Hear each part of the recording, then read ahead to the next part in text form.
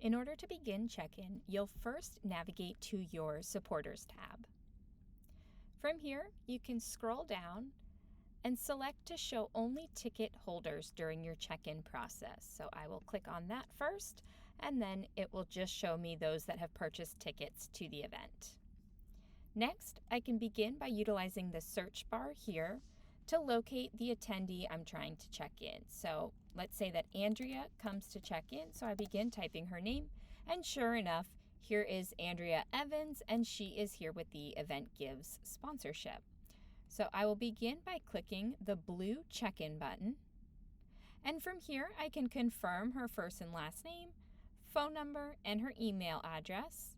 Next, I can collect a credit card by clicking on Add Card, and then typing in that information as follows, and I'll click Save.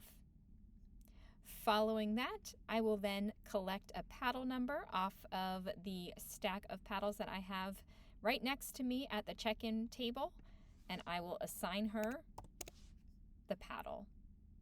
And next, I'll click Check In, and from there I can see that her paddle number has been updated and she has been checked into the event. The next scenario at check-in may be that Liz comes to check in, and it's Liz Mather. She's here with Starbucks, and I notice that her name is in blue here. So that means that I know I have to collect an additional piece of information from her. So again, I'll begin by clicking my blue check-in button, and then it's going to prompt me to ask her for her phone number. So I will go ahead and type in her phone number, whatever she provides to me, and I'll click Search. From here, I'm given two options. One is to create a user account. The other is to just check in that phone number. In order to create and complete her profile, we are going to click the Create User Account. So at all times, you'll click on Create User, and therefore it already populates with her first and last name, the phone number she provided. So now all I have to do is collect her email address. I can then swipe a credit card by clicking Add Card, by swiping or typing that in, and then I will go ahead and assign her the next paddle off of my stack of paddles, and I'll click Check In. As soon as I do, her profile has been updated here, in which case I can see I have a phone, email, and her name. I've also assigned her paddle, and she is showing that she is checked in the system. Another scenario would be that I am having a hard time locating somebody. So let's say that a Christina is here to check in, and I don't see anything under that name, and her last name is Bates, and I don't see that. And then I can ask her if she is here with a sponsor or a company, in which case she tells me she's with Starbucks. So I will go ahead and start then typing in Starbucks. From here, I can see that I do have a few open seats at the Starbucks table.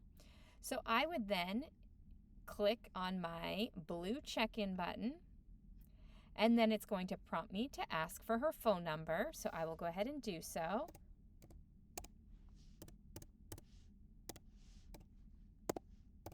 And we'll click Search. Oh, I got those backwards. And then we'll click Search. Again, if she had a profile or she already attended another Event.Gives event, her account would come up here, but in this case, she doesn't, so we're going to create her user account. And now we'll go ahead and type in her name. And this is because we didn't have it to begin with, so we'll go ahead and add it now, although that phone number did populate here where it's supposed to. And then we can ask for her email address. Again, add a credit card. And the next paddle on my stack is 103, and I'll click Check In. The last scenario that may happen is that somebody arrives to your event, and instead of Danielle checking in, Sean is actually taking her spot at the Starbucks sponsorship table.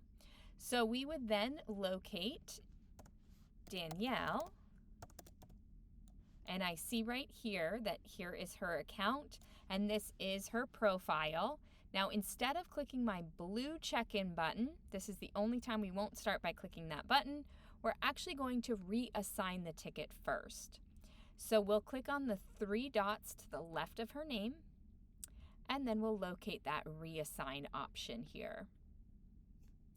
I can then click reassign here, and now it brings us back to something we're all familiar with, and we'll ask for their phone number, in which case Sean gives me his phone number, and I'll click search.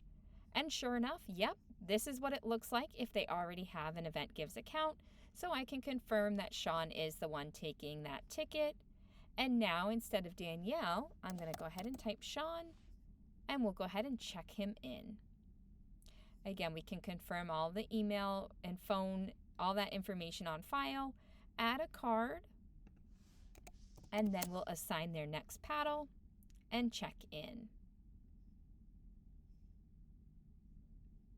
If at any point during the event you are curious about how many people have already arrived, you can follow along by scrolling up to this first summary box here, in which case it shows us the amount of people checked into the event. At any given time, all of these numbers will be kept up to date.